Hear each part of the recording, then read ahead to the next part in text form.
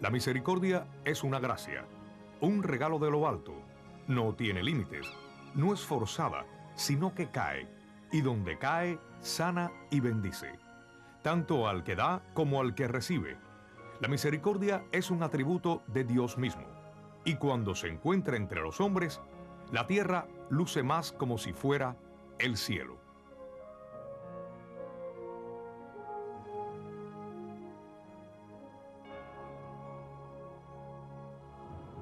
Oscuridad, violencia, confusión, miedo.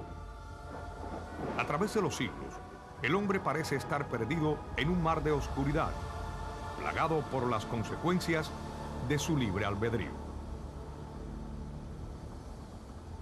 Desde el principio de la creación, ha existido una lucha entre el bien y el mal. Una lucha en la cual el hombre se encuentra en el epicentro, combatiendo las tentaciones del mal y luchando por la bondad y el bien. El caminar del hombre a través de la vida ha dejado una senda llena de experiencias, una senda de logros y fracasos. Ha sido a veces un pesado y difícil camino de seguir. A pesar de esto, ha sido un caminar que nos puede beneficiar a todos siempre, si aprendemos de nuestros errores pasados y recordamos los pasos que hemos dado. Entonces, y solo entonces, podrá este camino guiarnos a un futuro mejor. ¿Qué nos revela la historia acerca de la incursión del hombre a través del tiempo? ¿Ha aprendido verdaderamente de su pasado o se está dirigiendo hacia su propia destrucción? Hola, me llamo Ambrosio Hernández. Por favor, acompáñenme y embarquémonos en un fascinante viaje con el fin de encontrar la respuesta a estas y muchas otras preguntas que nos intrigan. En este viaje aprenderemos de un profeta de esta era y de las increíbles promesas hechas a la humanidad a través de este mensajero. Escucharán testimonios asombrosos, presenciarán escenas extraordinarias y por último, serán retados a decidir por ustedes mismos qué tan importantes son estas revelaciones divinas para ustedes y para el mundo entero. ¿Son acaso los eventos que estamos presenciando en el mundo los mismos que han sido anunciados a través de los tiempos? ¿Está acaso la humanidad dirigiéndose hacia su propia destrucción? Hay un antiguo refrán que dice que si el hombre no recuerda su pasado, entonces lo más seguro es que lo repita. Y si esto es verdad, entonces esto es lo que está sucediendo. Examinemos los sucesos de nuestro siglo y veamos lo que las señales de nuestros tiempos pueden estar revelándonos. Con la llegada del siglo XX, el mundo experimentó cambios sin precedente en su historia. Trajo grandes avances tecnológicos y presenció eventos antes jamás imaginados.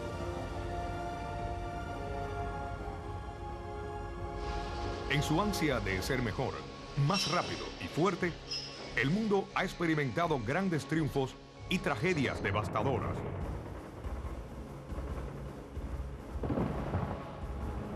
Sobrevivió las penas de la Primera Guerra Mundial y de la Revolución Bolchevique. Durante 2 décadas de paz relativa, la humanidad presenció la Gran Depresión y el surgimiento del Tercer Reich de Hitler.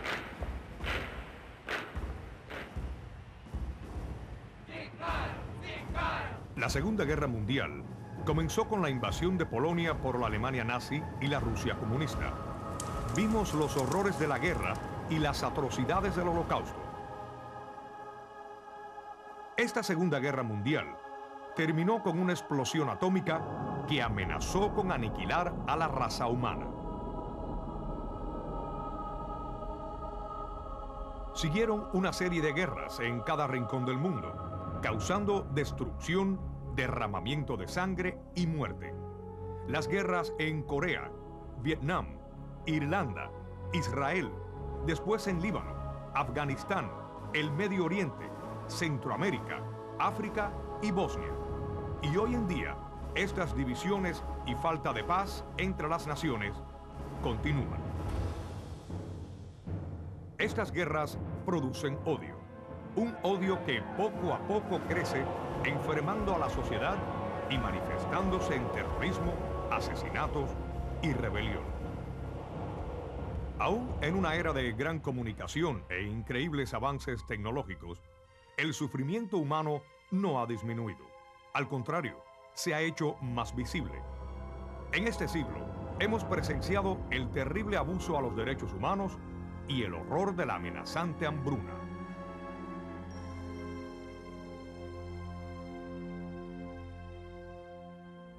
Hoy en día, la naturaleza misma está amenazada. Nuestro planeta se ahoga por la contaminación del aire y del agua y está siendo envenenado por los desechos tóxicos y la basura. La raza humana lucha contra la adicción al alcohol y el abuso de las drogas, mientras nuestros cuerpos son invadidos por nuevas e incurables enfermedades como el SIDA y el cáncer. La inmoralidad, abuso sexual, aborto y el crimen invaden la pureza de nuestra sociedad. Estos sucesos diarios traen como consecuencia ansiedad, temor y una aterradora falta de paz en nuestros corazones. Aun cuando los tiempos en que vivimos son alarmantes y el camino que parece recorrer el mundo es peligroso, este es, sin embargo, el camino del reencuentro de la humanidad. Y a medida que nos acercamos al final del siglo XX, con todos nuestros avances científicos y también capacidades tecnológicas, ¿por qué es que no somos capaces de encontrar soluciones a los problemas que ponen en peligro nuestra propia existencia? ¿Será porque continuamos ignorando a Dios y seguimos rechazando sus soluciones? En el curso de la historia humana, en el momento en que una crisis espiritual, social, política o de cualquier naturaleza atenta contra la humanidad, Dios en su misericordia ha mandado a sus profetas y visionarios para ayudar a su pueblo a sobrellevar la crisis y beneficiarse de ella. Infinidades de relatos provenientes de fuentes fidedignas hacen referencia a las crisis de la humanidad y a la eterna misericordia de Dios. Por ejemplo, en el Antiguo Testamento leemos cómo el pueblo escogido rechazó a Dios y como consecuencia fue llevado hacia su propia destrucción. Los relatos de Nínive, Sodoma y Gomorra son algunos ejemplos clásicos. Estas narraciones demuestran cómo Dios en su misericordia mandó mensajeros para alertar a su pueblo de su inminente destrucción y les señaló el camino de la salvación. En el caso de Nínive, el pueblo creyó y se salvó, pero en el caso de Sodoma y Gomorra rechazaron la palabra de Dios, rechazaron su misericordia y terminaron siendo destruidos. La salvación en cada una de estas sagas dependió de la respuesta del hombre a la oferta misericordiosa de Dios.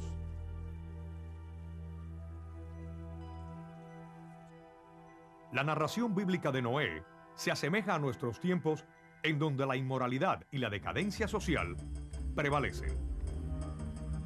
La Biblia nos dice que Dios vio gran maldad en su creación. Lleno de pesar, decidió destruir todas las cosas vivientes del mundo porque el hombre era malvado y vivía en el pecado. Aún en medio de esta corrupción, un hombre vivía en amistad con Dios. Era un hombre recto y virtuoso, que se llamaba Noé. La Biblia nos dice que de toda su creación, Dios solo encontró a Noé y a su familia que eran buenos y rectos. Por lo tanto, Dios le dijo: He decidido acabar con todos los mortales porque la tierra está llena de violencia por culpa de ellos. Por eso los voy a hacer desaparecer de la tierra. Por mi parte, voy a mandar el diluvio para acabar con todo ser que respira y vive bajo el cielo. Todo cuanto existe en la tierra morirá, pero contigo voy a firmar mi pacto. El Señor le dijo a Noé que construyera un arca gigante y trajera consigo a su familia y una pareja de cada criatura que poblaba la tierra. Con fe en el mandato de Dios, Noé y su familia empezaron la tarea, la cual les habría de llevar muchos años. Noé y su familia trabajaron por terminar el arca. Sus vecinos se reían y burlaban.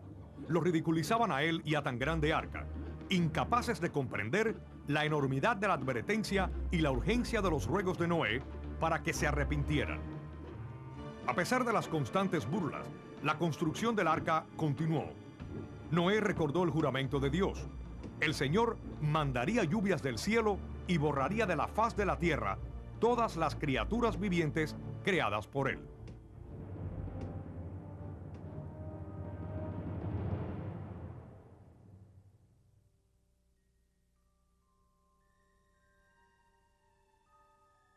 La lluvia comenzó a caer suavemente.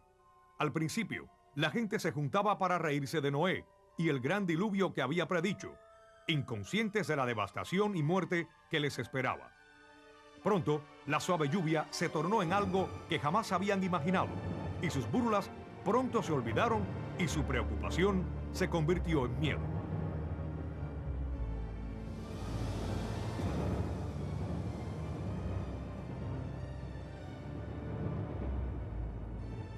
En esa oscura noche de hace 5000 años, la tierra se abrió y las aguas subterráneas brotaron con fuerza. La lluvia cayó del cielo en torrentes, con violenta fuerza castigadora. La incansable lluvia continuó en la tierra por 40 días. A medida que las aguas aumentaron, levantaron el arca hasta que quedó por encima de la tierra. Las aguas subieron y subieron hasta que las más altas montañas de la tierra quedaron sumergidas y las crestas de las aguas muy por encima de ellas.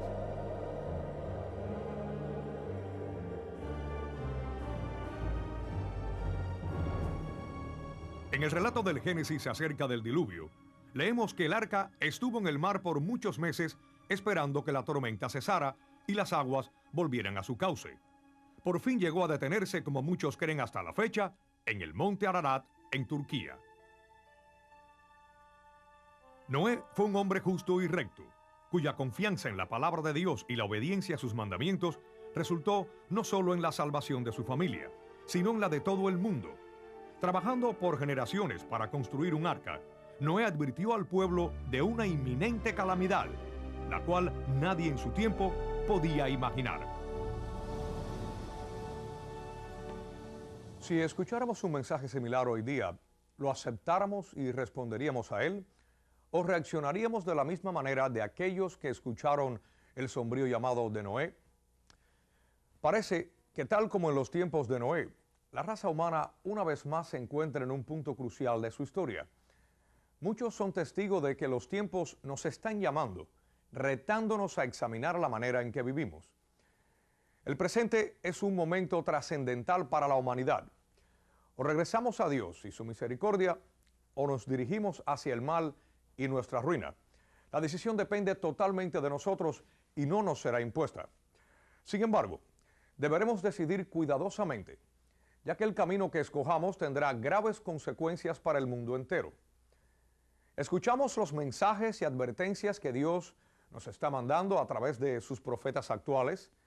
Estamos tan cegados en nuestros pecados y tan obstinados en nuestra arrogancia intelectual que hemos dejado de ver las advertencias urgentes que Dios le está dando a la humanidad. Hoy, en este siglo XX, en un esfuerzo por contrarrestar el rechazo a Dios y el culto a lo material y a los placeres, Dios ha mandado a la Santísima Virgen María al mundo para hacernos presente su continuo amor y misericordia. De acuerdo a un destacado erudito mariano, hay reportes de más de 300 apariciones en 232 países alrededor del mundo que se han dado en este siglo. Una de las apariciones más reconocidas en el siglo XX ocurrió en Fátima, Portugal. Fue en el año de 1917 y 3 niños dijeron haber tenido apariciones de la Santísima Virgen María. Aseguraban que ella vino con un mensaje urgente para el mundo. Pidió fervientemente que se orara, se hiciera penitencia y se convirtieran.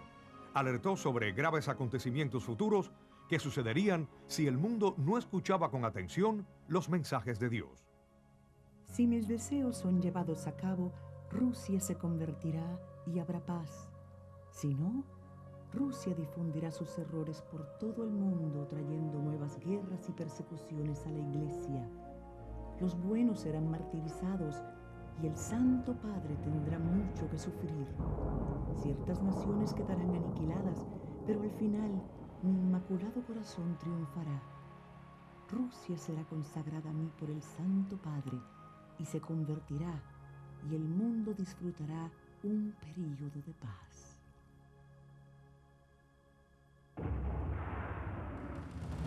Esta profecía ciertamente sería comprobada. La consagración a Rusia al Inmaculado Corazón de Nuestra Señora nunca se llevó a cabo oficialmente, y durante los siguientes 70 años, el comunismo con su veneno insidioso siguió difundiéndose por el mundo, envenenando naciones y causando sufrimiento y persecuciones. No fue sino hasta marzo 25 de 1984 que el Santo Padre Juan Pablo II llevó a cabo el deseo de Nuestra Señora tal y como ella lo pidió. En un lapso de menos de 5 años y con gran sorpresa para el mundo entero, la cortina de hierro se vino abajo y una vez más, los profetas tuvieron la razón. Aunque las apariciones de Nuestra Señora evocan un llamado urgente de Dios, ella no es la única mensajera de nuestro Señor. Casi 2 décadas después de las apariciones en Fátima, cuando Adolfo Hitler comenzaba a escalar el poder, Jesús mismo vino a una joven campesina en Polonia con un mensaje poderoso de misericordia para el mundo. Su misión, proclamar al mundo entero la inconmensurable misericordia de Dios y preparar al mundo para su segunda venida. En el Antiguo Testamento mandé a mis profetas lanzando relámpagos y denunciando a mi pueblo. Hoy yo les estoy mandando mi misericordia a los hombres de todo el mundo. No deseo castigar a esta doliente humanidad, deseo sanarla, atrayéndola a mi corazón misericordioso. Yo hago el castigo cuando me fuerzan a hacerlo, pero mi mano se resiste a tomar la espada de la justicia. Antes del día del juicio, yo estoy enviando mi día de misericordia.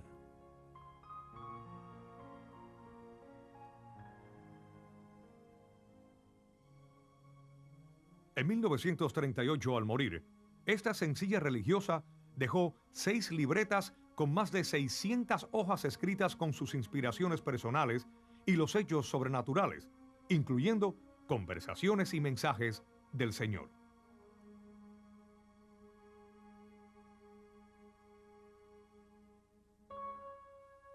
Elena Kowalska nació en el corazón de Polonia, en una región agrícola muy pobre, el 25 de agosto de 1905, y fue la tercera de 10 hijos. Aun cuando venía de una familia numerosa con poco dinero, Elena tuvo una instrucción espiritual muy sólida. Siendo una niña pequeña, tuvo experiencias espirituales únicas. Empleaba su tiempo en prácticas devocionales y en la oración. Al principio de su diario, Elena recuerda claramente que cuando tenía 7 años, ella oyó la voz de Dios llamándola a la vida religiosa. Elena ya había trabajado varios años como trabajadora doméstica. Sus padres no querían oír de su insistencia a convertirse en religiosa. Solo por obediencia a ellos, continuó sirviendo en las mejores casas de la ciudad.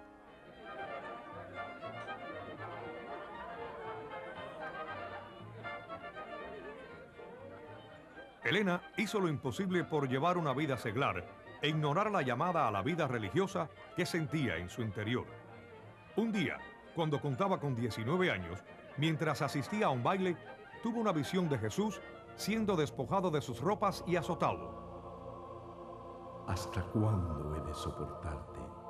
¿Y cuánto más? ¿Seguirás dejándome a un lado?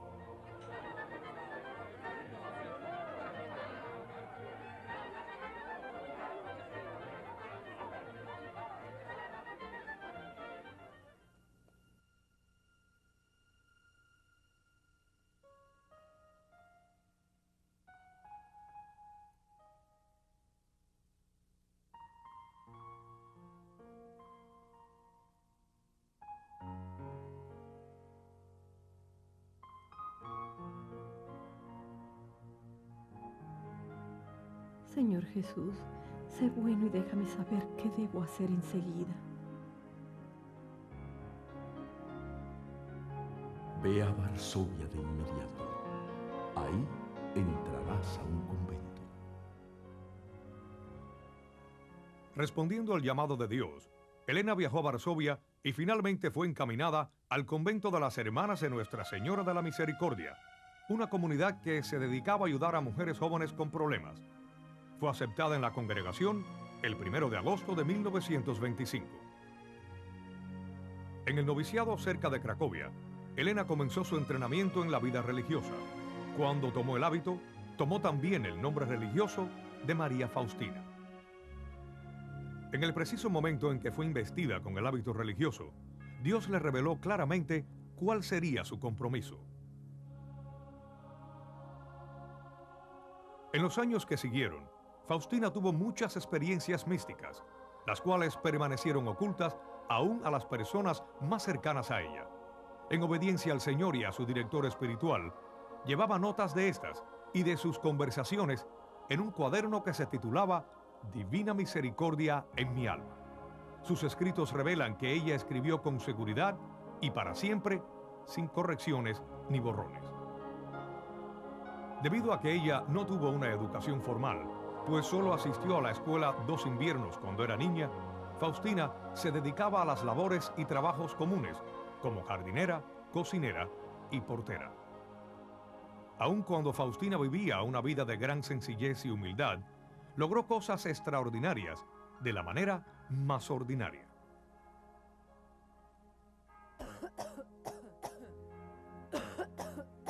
Durante mucho tiempo, sus superioras y muchas de sus hermanas no advirtieron la tuberculosis crónica que padecía. Con los años se fue agravando, pero Faustina, a base de su extraordinaria voluntad, llevaba a cabo todo lo que se le pedía. En el plan de Dios, todo esto servía para perfeccionar su confianza, fe y obediencia. Como Noé, una fe y obediencia necesarias para una misión que exigiría aún más de ella. Por medio de una serie de revelaciones a la hermana Faustina, nuestro Señor le enseñó lo fundamental de la confianza y la misericordia, y Él la usó como un canal para prodigar grandes tesoros y recordatorios al mundo. Por la tarde, cuando me encontraba en mi celda, vi al Señor Jesús vestido con una túnica blanca, una mano levantada en actitud de bendecir, y de entre la túnica, ligeramente abierta al lado del pecho, emanaban 2 rayos largos, uno rojo y otro pálido. Pasado un rato, Jesús me dijo: Pinta una imagen de acuerdo a lo que ves, con la leyenda al pie que diga: Jesús, confío en ti.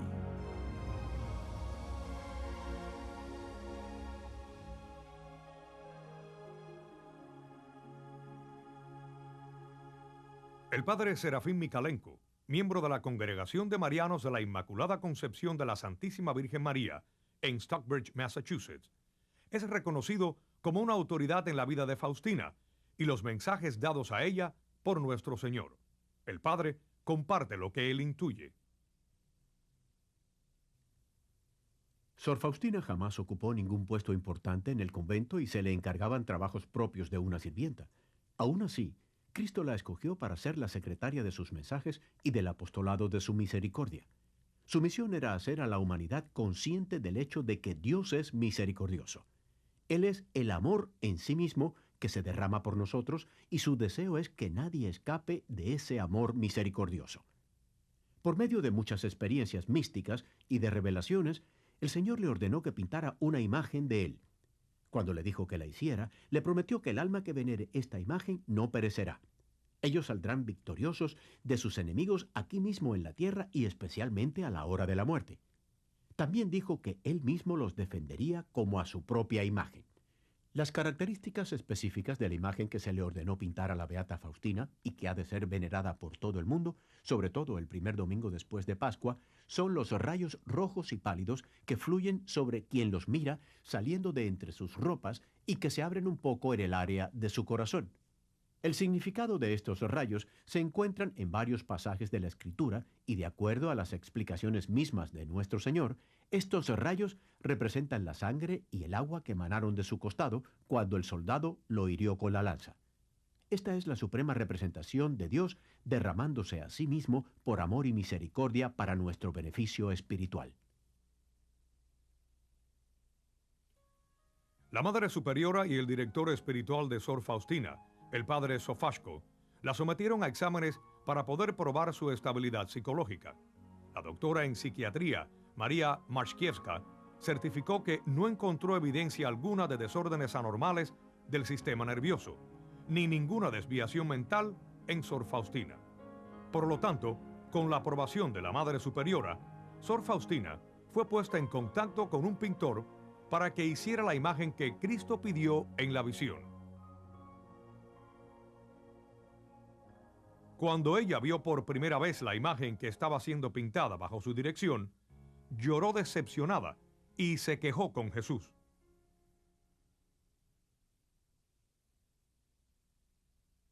Querido Jesús, ¿quién será capaz de pintarte tan hermoso como tú eres? La grandeza de esta imagen no está en la belleza ni en el color del pincel, sino en mi gracia. Por medio de esta imagen yo daré todo tipo de gracias a todas las almas. Deberá ser un recordatorio de lo que pide mi misericordia. Yo le ofrezco al pueblo un conducto por medio del cual pueden seguir viniendo a buscar gracias a la fuente de la misericordia. Ese conducto es esta imagen que dice: Jesús, confío en ti. Esta imagen sigue siendo venerada hasta nuestros días, y no es sorprendente que los artistas de todo el mundo la sigan tratando de pintar. Aquí aparecen algunos de los muchos intentos que se han hecho. La que ha sido distribuida más profusamente que las otras es la que fue pintada por el artista polaco Ila. Es la que se encuentra en el convento donde Sor Faustina vivió en la Ginici y donde se conservan sus restos.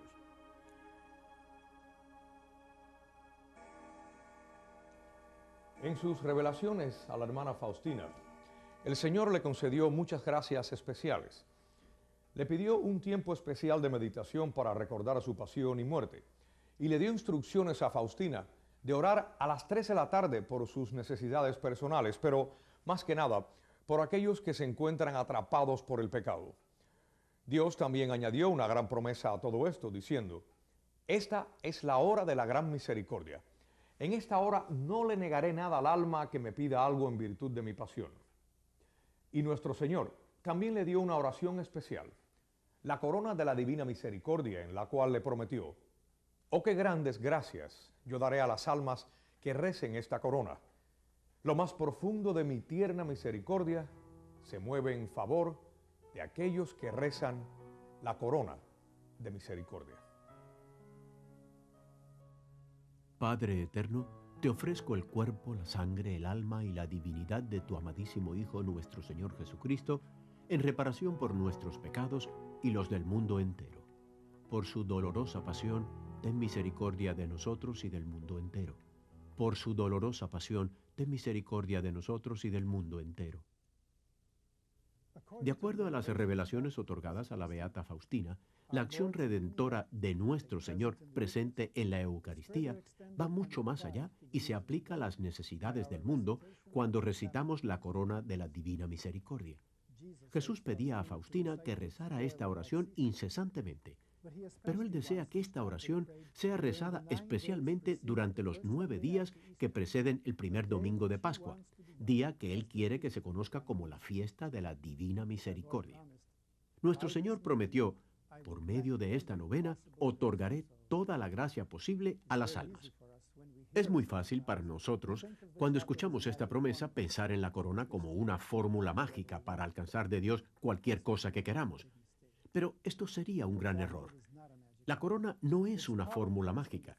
Su poder emana de que Jesús nos permite ofrecernos con Él, en su acto supremo y único de la cruz, para nuestras necesidades aquí, ahora. Él hizo lo que el Padre deseaba. Él salvó a todos los seres humanos al ofrecerse. De hecho, nosotros en esta oración incluimos a todos. Ten misericordia de nosotros y del mundo entero. Al hacer esto, imitamos el amor de Dios por todos y se resume en lo que es bueno para todos.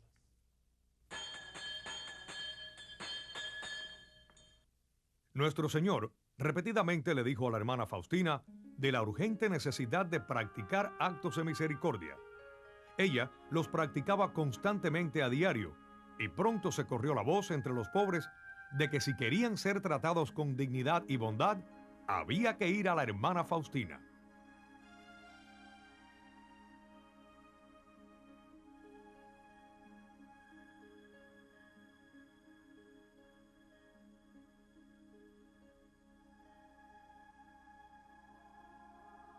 Hija mía, la bendición de los pobres que me bendicen al alejarse de ti ha llegado a mis oídos. Tu compasión dentro de los límites de la obediencia me ha agradado. Y esta es la razón por la que bajé de mi trono para probar los frutos de tu misericordia.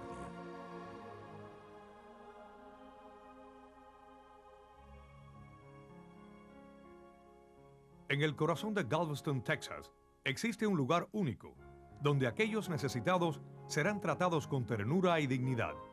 El lugar se llama Our Daily Bread, el pan nuestro de cada día. Fundado en 1986, ha ayudado a más de 30,000 personas.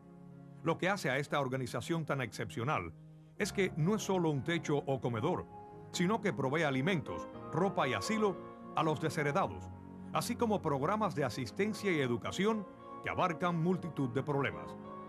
También ofrece dirección a los que buscan crecimiento espiritual, pero debido a que Our Daily Bread ofrece oración y espiritualidad, no pueden recibir ayuda federal. Por lo tanto, ellos solo confían en la providencia para sufragar sus necesidades. Hasta hoy, esta manera de operar ha resultado satisfactoria. Our Daily Bread no solo recibe donativos, sino ayuda de toda la comunidad de Galveston, y todo esto es posible en parte por la visión de este hombre. Ted Henley, padre de 5, diseñador arquitectónico con una carrera floreciente y un futuro promisorio.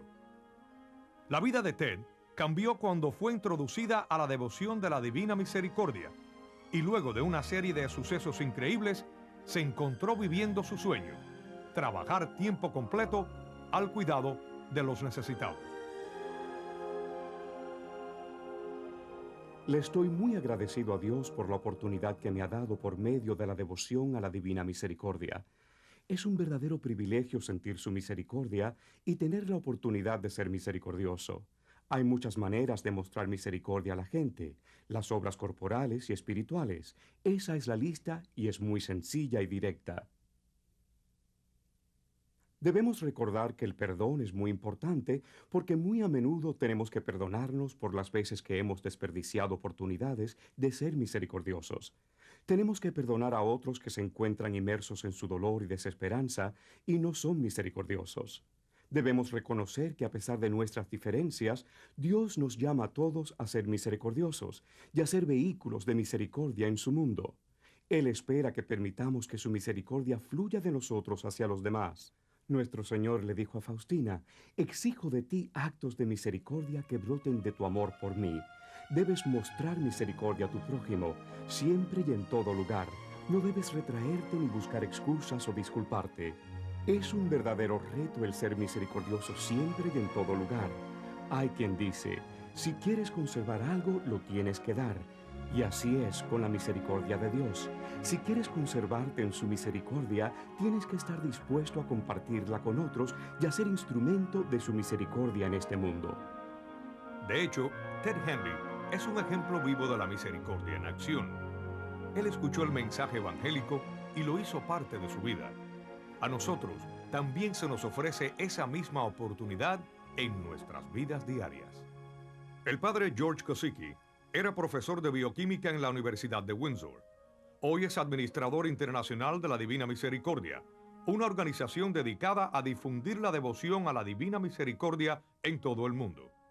Como director de programa en televisión y autor de fama internacional, se le respeta mundialmente como autoridad en el tema de la misericordia.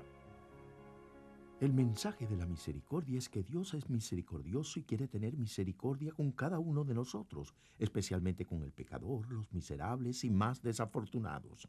En eso consiste su plan, en que nosotros recibamos con confianza esa misericordia y seamos misericordiosos con otros, como recordar este mensaje, sintetizando el que se le dio a la beata Faustina. 1. Pide su misericordia. 2. Sé misericordioso. 3. Confía totalmente en Jesús. Nadie quede excluido de la misericordia de Dios, no importa el color, horror o inmensidad de los pecados. La misericordia de Dios es más grande que todo. En el año de 1938, Sor Faustina se encontraba muy enferma. La tuberculosis la había invadido. Hija mía, Anima a las almas a rezar la corona que te di, por medio de la cual me complazco en otorgar todo lo que se me pide. Cuando los pecadores empedernidos la digan, yo llenaré sus almas de paz. Ayúdame a salvar almas. Irás a un pecador moribundo y continuarás rezando la corona. De esta manera obtendrás para él la confianza en mi misericordia, puesto que se encuentra desesperado.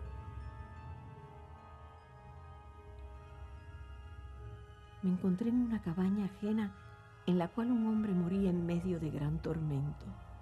Alrededor de su cama estaban los familiares. Ellos lloraban.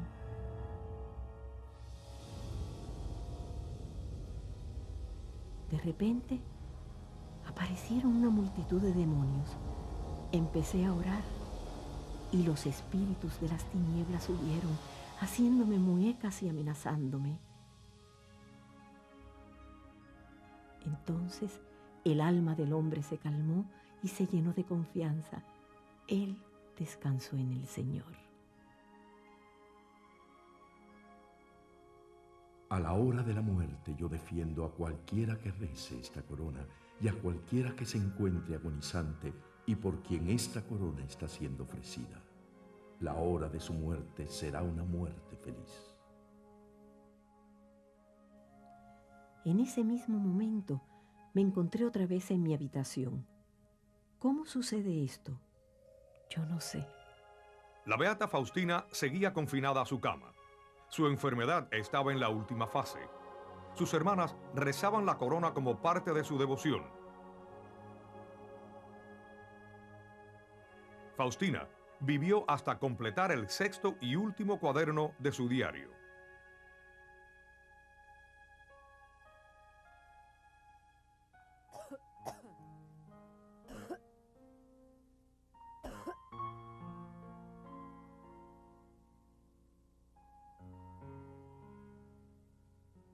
Estoy segura que mi misión no terminará con mi muerte, sino que empezará. Oh, almas que dudan, correré el velo del cielo para convencerlas de la bondad de Dios y para que no hieran con su desconfianza el dulcísimo corazón de Jesús. Dios es amor y misericordia. El 5 de octubre de 1938, Sor Faustina murió de tuberculosis a la edad de 33 años.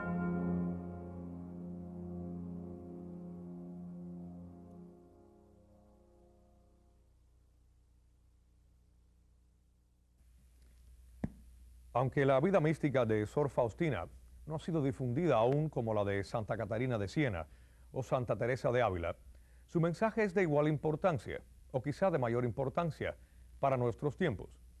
Ella nos dejó su diario espiritual, que se encuentra entre los más sobresalientes trabajos de literatura mística. El Señor se le apareció a Sor Faustina con una revelación muy especial, la revelación de su divina misericordia, y ella aceptó ser la secretaria de su misericordia y de llevar una relación de sus palabras acerca de la misericordia de Dios, llamando así a la gente a un entendimiento más profundo de que el amor de Dios es ilimitado y accesible a todos, especialmente a los grandes pecadores. Nuestro Señor le dijo a Faustina: entre más pecados se hayan cometido, mayor es el derecho que se tiene a mi misericordia. Así como predijo su muerte, también predijo la Segunda Guerra Mundial. En menos de 11 meses, los aviones alemanes cruzaban la frontera polaca y comenzaron los bombardeos. El nombre de Faustina permaneció virtualmente desconocido hasta después de que se declaró la guerra. Pero pronto, la vida de la humilde monja y la devoción a la Divina Misericordia se propagaron rápidamente. Fue motivo de gran inspiración y fortaleza para miles durante la guerra, especialmente en los campos de concentración. Así como ella correctamente predijo la Segunda Guerra Mundial y la continuación de su misión, Faustina también predijo que llegaría el día en que pareciera que su misión estuviera destinada al fracaso. El 28 de noviembre de 1959, A pesar de la aceptación internacional a esta devoción, la misma fue prohibida. La Santa Sede prohibió que se propagara la devoción a la Divina Misericordia en la forma de los escritos de Sor Faustina. Y para muchos pareció como si la misión de Faustina hubiera llegado a su fin. El cardenal Andrew Maria Descour, antiguo director de comunicación social del Vaticano, estaba presente en Roma cuando la prohibición se llevó a cabo. Él relata que la razón esencial que inició la prohibición fue debido a una interpretación errónea, confusión en la traducción del diario, los cuales la Santa Sede no fue capaz de verificar debido a la existencia de diferencias políticas y a la poca credibilidad del autor. Mientras tanto, el obispo de Cracovia, el cardenal Karol Wojtyła, se sentía continuamente presionado por los laicos, rogándole que iniciara el proceso de beatificación de Sor Faustina. No se animaba a hacerlo por la prohibición existente. Al llegar a la tercera sesión del Concilio Vaticano, aún se sentía indeciso sobre qué hacer. Así que, siendo yo su amigo, le sugerí que hablara con el cardenal Ottaviani, quien era el prefecto de la Sagrada Congregación del Santo Oficio, para que le preguntara si podía iniciar el proceso. Así lo hizo, y cuando le preguntó al cardenal, el cardenal, tomándolo de la mano, le dijo: «Querido padre, usted es muy joven, yo soy un hombre viejo y ciego con la mirada hacia los testimonios. Así que si usted todavía no ha empezado, hágalo antes de que se mueran todos los testigos». En 1978, después de 10 años de intensas investigaciones por parte del arzobispo de Cracovia, cardenal Karol Wojtyła, las profecías de Faustina fueron aprobadas como verdaderas. Su esfuerzo triunfó al levantarse la prohibición y pronto el mensaje de la Divina Misericordia comenzó a difundirse con mayor vigor que antes. 6 meses más tarde, el cardenal se convertiría en el Papa Juan Pablo II. Jamás en la historia del papado ha habido un papa tan accesible y amado como Juan Pablo II. Su vida y dedicación le han ganado un lugar muy especial en el corazón del mundo. La historia se está haciendo mientras que él ha surgido como el hombre más visto de todos los tiempos y en la vida de la Iglesia, el papa que más ha viajado.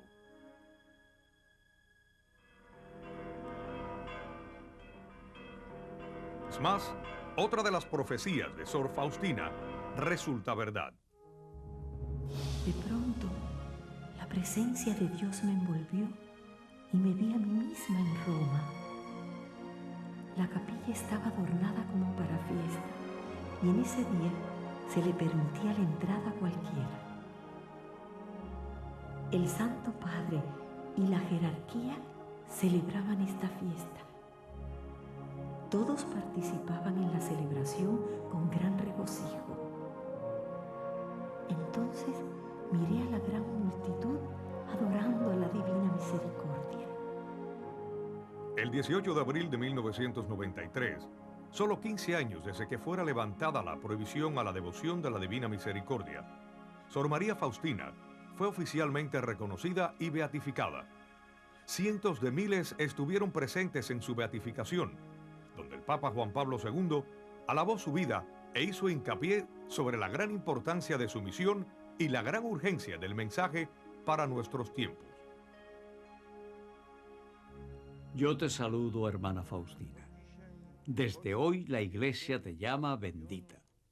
Oh, Faustina, qué extraordinaria es tu vida. Precisamente tú fuiste escogida por Cristo para recordar a todos de este gran misterio de la Divina Misericordia. Es maravilloso de veras cómo su devoción a Jesús misericordioso se está extendiendo en nuestro mundo contemporáneo y ganando tantos corazones. Esto es, sin duda, un signo de los tiempos, un signo de nuestro siglo XX. El balance de este siglo que termina presenta gran inquietud por el futuro. ¿Dónde, si no en la Divina Misericordia, podría el mundo encontrar refugio y la luz de la esperanza?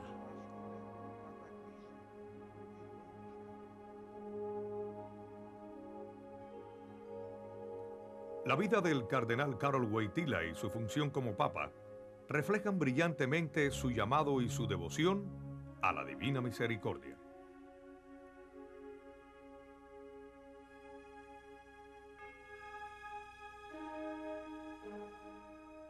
Fue el 13 de mayo de 1981, en la fiesta de Nuestra Señora de Fátima, que el Santo Padre sufrió un atentado que probaría la profundidad de su compasión y su compromiso a la práctica de la misericordia. Un gesto de júbilo salió de la muchedumbre cuando el Santo Padre se acercó despacio. Su automóvil abierto casi completaba la segunda vuelta alrededor de la plaza. El Papa saludaba a la gente tocando las manos extendidas y extendiendo a la vez sus brazos en señal de bendecir. Acababa de levantar a una niña rubia, la abrazó y la besó. Mientras la bajaba, el Papa se quedó inmóvil por un instante y luego cayó herido al piso de su automóvil. Los presentes quedaron paralizados de terror. Algunos lloraban. Esta fue una acción impensable, un hecho que cimbró al mundo. El pontífice fue llevado rápidamente a uno de los hospitales mejor equipados de Roma, el Policlínico Gemelli, localizado en las afueras de la ciudad. Durante los 15 minutos que duró el viaje por las calles de Roma, en la hora de más tráfico, el Papa Juan Pablo II nunca perdió el conocimiento. Con mucho dolor y sangrando profusamente, murmuró estas palabras en polaco: Matka, moja matka, madre mía, madre mía. Les dijo a sus ayudantes que ya había perdonado a su agresor. En la plaza de San Pedro reinaba la confusión. La policía del Vaticano arrestó a un hombre turco de 23 años, Mehmet Ali Akka, un ferviente musulmán miembro de un grupo de derecha, quien les dijo a las autoridades que él quería matar al Papa para vengar a las víctimas del imperialismo ruso y de Estados Unidos. Fue sentenciado y recibió cadena perpetua. Mientras tanto, en el Policlínico Gemelli, los fieles oraban. Después de una larga pero exitosa intervención quirúrgica, el Papa Juan Pablo II empezó la larga y dolorosa recuperación. El hecho en sí de que se haya salvado fue milagroso. De hecho, los doctores estaban asombrados al ver el curso que tomó la bala, cambiando de dirección para no tocar órganos vitales. Parecía que una mano sobrenatural hubiera guiado la bala. En cualquier otro caso, una herida mortal como esta hubiera hecho mucho más daño interno. La trayectoria desafió las leyes de la balística y dejó a los expertos médicos anonadados. Es fascinante lo que vivió el Santo Padre durante su recuperación. Pidió dos cosas. Primero, quería revisar todos los documentos originales acerca de Nuestra Señora de Fátima, a quien él atribuye haberle salvado la vida. Y segundo, quería que se le leyera el diario de la hermana Faustina.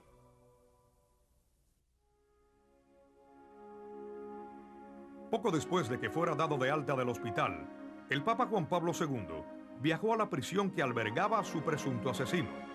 Allí, en el aislamiento de la celda, él le transmitió perdón y misericordia a la persona que lo había atacado tan brutalmente, al hombre cuyo odio le causó al Santo Padre meses de dolor intenso y de sufrimiento.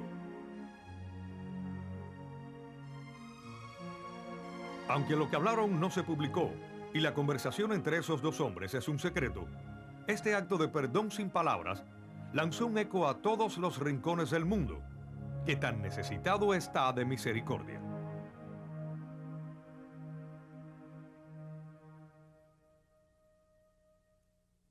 El Papa Juan Pablo II es un verdadero apóstol de la Divina Misericordia. Su vida y ejemplo nos enseñan claramente cómo debemos aplicar este mensaje en nuestras vidas. No todos nosotros seremos llamados como el Santo Padre a perdonar a quienes nos asaltan, ni tampoco tendremos como Ted Henley la oportunidad de asistir al pobre, pero cada uno de nosotros, sin importar quiénes somos o las circunstancias en las que nos encontramos, tiene la oportunidad de poner en acción la gran promesa de la misericordia. El mensaje de la misericordia es tan importante para el Santo Padre que su segunda encíclica se llamó Dives in Misericordia, rico en misericordia. Esta encíclica y las revelaciones contenidas en los diarios de la hermana Faustina reflejan el mismo mensaje. El problema fundamental en el mundo hoy día es la falta de paz. Falta de paz no quiere decir guerra, sino la falta de tranquilidad física, psíquica, espiritual y emocional que proviene del pecado. La única solución a este problema es volverse con confianza a la misericordia divina. De hecho, Jesús dijo a la hermana Faustina: el mundo no tendrá paz hasta que confíe en mi misericordia.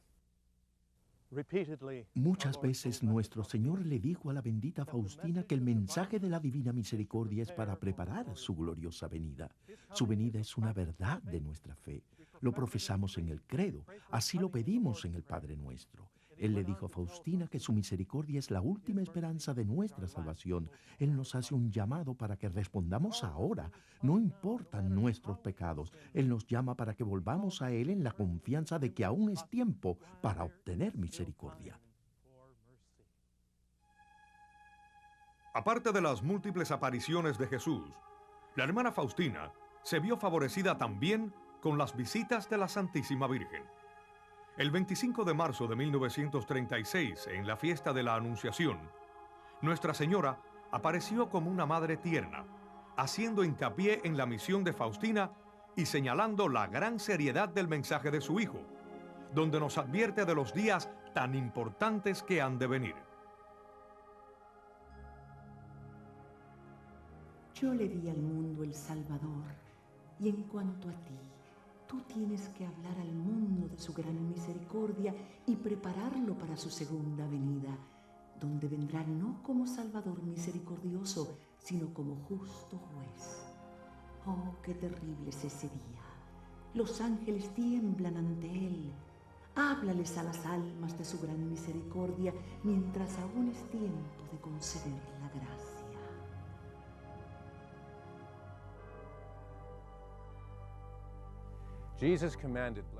Jesús le ordenó a Faustina que hablara a todo el mundo de su misericordia.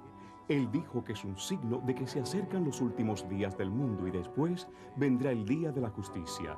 Él le anunció lo que había de suceder diciendo: antes de que yo venga como justo juez, abro primero las puertas de mi gran misericordia.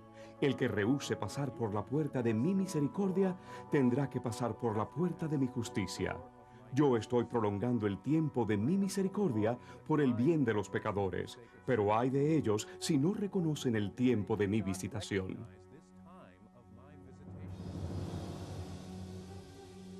Estas son palabras poderosas, una advertencia de amor y de misericordia en verdad, pero no deja de ser una severa advertencia. Los últimos días del mundo, tal y como se mencionan aquí, pueden no significar que toda vida en el mundo será aniquilada y la tierra destruida. Pero hay indicaciones bien definidas de varias predicciones de que quizá habrá cambios tremendos que se den en nuestro actual modo de vida. Dios indica que la segunda venida de Cristo está pronta a suceder, pero sabemos por las Escrituras y también por otros medios que habrá ciertas señales de advertencia que lo precederán y nos lo dejarán saber para así estar bien preparados. ¿Qué indican esos medios sobre cuáles serán las señales? Es muy posible que ya se estén dando, pero que nosotros no seamos capaces de reconocerlas como tales. Hemos oído decir a muchos supuestos místicos y videntes que vivimos tiempos especiales y que hay algunos acontecimientos a punto de suceder. No puedo hacerme responsable de su autenticidad, pero como periodista solo tengo que mirar a mi alrededor para ver los signos de los tiempos, como se nos pide discernir en Mateo. Los signos están en todas partes, especialmente en el incremento de la maldad en nuestra sociedad, sea esta en forma de abusos en los ritos satánicos, satanismo, paganismo, infiltración de la nueva era, aún dentro de la iglesia, o ya sea en la comunidad sin restricciones, en la forma de homosexualidad radical. Y, por supuesto, el mayor mal que enfrentamos hoy es el aborto. Nuestras instituciones gubernamentales, nuestro sistema jurídico permiten que se perpetúe este mal dentro de la sociedad con un incremento del crimen, como esta ola de crímenes y violencia que vemos desde Los Ángeles hasta Nueva York y en varias partes del mundo, incluyendo Rusia. Yo pienso que son indicadores de un tiempo especial, de una lucha especial. Dios en su misericordia nos está advirtiendo y no solo nos deja ver qué sucede cuando nos abandona a nuestras fuerzas, sino también por medio de sucesos naturales. el huracán Andrés en Florida, con un costo en pérdidas de millones de dólares, seguido por tormentas de gran fuerza en Hawái, Francia e Inglaterra. Las inundaciones nunca vistas a lo largo del río Mississippi. Un meteorólogo dijo en un periódico de tiraje nacional que las inundaciones eran de proporciones bíblicas. Yo creo que es necesario observar estos signos de los tiempos no solo en el clima y sus cambios radicales, no solo en los temblores y en los sismos que se dan en todo el mundo, sino también las epidemias como el SIDA. Esta es una clara indicación de Dios que nos dice que volvamos al camino, porque si no, seguramente veremos un incremento gradual en frecuencia e intensidad hasta que, como dice Sor Faustina, sucederá un desastre mundial que nos indique que Cristo regresa y que ese Cristo quiere que volvamos al orden. ¿Esto que estamos viendo es solo una mala jugada de la naturaleza? ¿O lo que hemos visto hasta hoy es tan solo una muestra de lo que vendrá? ¿Será posible que Dios en su infinita misericordia esté aumentando la intensidad y la severidad de sus avisos para atraer más almas antes de que sea demasiado tarde, antes del día de su justicia? Algunos tienen dudas, pero exactamente qué es lo que sucederá, cuándo y cómo, nadie lo puede decir. Lo que sí sabemos es que esos avisos repetidos nos dicen que algo tremendo le espera a la humanidad. Cuando Dios mandó el diluvio en tiempos de Noé, no solo estaba castigando al mundo, sino ofreciéndole una oportunidad de relacionarse más profundamente con él. Noé y su familia respondieron a ese llamado y el mundo se renovó. Hoy Cristo no nos amenaza con un desastre, sino que nos llama desde la cruz y desde su costado fluye una nueva inundación, una inundación de misericordia y perdón. Como Noé y como Faustina, nosotros también estamos siendo invitados a una relación muy profunda con Dios, una relación en la que estamos llamados a recibir su misericordia y también a compartirla con otros. Ahora es el tiempo de la misericordia. No importa qué males hagamos o qué promesas hayamos roto, Dios nos asegura su promesa, su divina misericordia que es infinita y eterna. Y esta es más que una promesa, es un llamado a la conversión y al arrepentimiento y un llamado a la santidad que puede ser nuestra si retornamos a Dios, si aceptamos su misericordia mientras estamos todavía a tiempo. Dios no nos va a forzar para que aceptemos su misericordia. Él la ofrece libremente y el resto nos corresponde a nosotros. Al final, la elección es nuestra, la aceptamos o la rechazamos. Y si la rechazamos, seremos los únicos culpables de las consecuencias que afrontemos. Y si aceptamos, entonces no tendremos nada que temer. Tendremos la seguridad de su perdón, de su amor y de su misericordia. Y todo lo que tenemos que hacer es volvernos a Él con confianza y pedírselo. Una sola cosa es necesaria, que el pecador abra la puerta de su corazón, aunque sea solo un poquito para permitir la entrada de un rayo de la gracia misericordiosa de Dios, y luego Dios hará lo demás. Que los más grandes pecadores pongan su confianza en mi misericordia. Ellos tienen derecho antes que los otros a confiar en el abismo de mi misericordia. Las almas que suplican mi misericordia son mi deleite. A esas almas yo les doy más gracias de las que piden. No puedo castigar al más grande pecador si suplicando pide mi compasión, sino al contrario, yo lo justifico en mi inmensurable e inescrutable misericordia. Por eso es que nadie tema acercarse a mí, aunque sus pecados sean los más graves.